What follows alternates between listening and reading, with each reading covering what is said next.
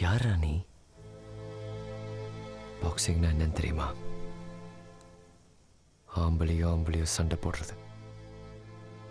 இப்படி பொட்ட மாதிரி வந்து கெஞ்சுற, ஒழுங்கா க்ளவுஸ் கூட மாட்ட தெரியாது, உனக்கு டைட்டில் வேணும்.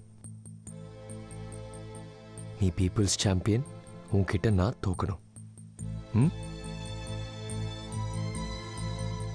உன்னை ரிங்கில் வச்சுதான் கொல்லுவேன்னு சொல்லியிருக்கேன். அதனால இப்போ உயிரோட விடுறேன். ஓடி போயிடு.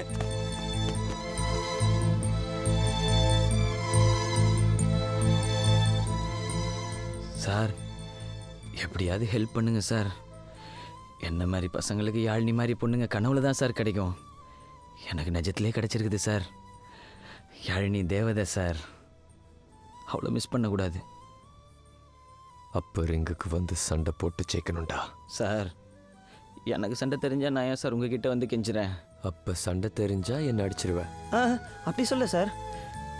எனக்காக ஒரே இடத்துல விட்டு கொடுங்க சார். Life sir, please. சரி, நான் உனக்கு டைட்டில் ஒரே ஒரு தடவை விட்டு தரேன். நீ உன் யாழ்னி எனக்கு ஒரே ஒரு தடவை விட்டு தரியா? சார், அப்படிலாம் பேசாதீங்க சார். அவளை ஃபோன் பண்ணி வர சொல்லு. இன்னைக்கு ஒரு நைட்டு உன் யாழ்னியை கூட. நாளைக்கு நீ தான் சாம்பியன்.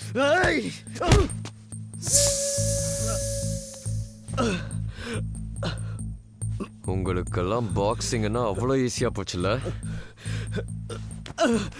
சார், எனக்கு வர வழி தெரியல சார். ஒரே ஒரு தடவை விட்டு கொடுங்க சார். யாழினி பாவம் சார். யாழினிக்காக நான் எதுவுமே பண்ணதில்லை. எப்படி உன்னால உன் யாழ்னியை விட்டு தர முடியாதோ அதே மாதிரி என்னால என் டைட்டில விட்டு தர முடியாது. யாழ்னியா உயிரா நீ டிசைட் பண்ண.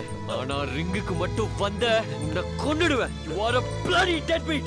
Sir, sir,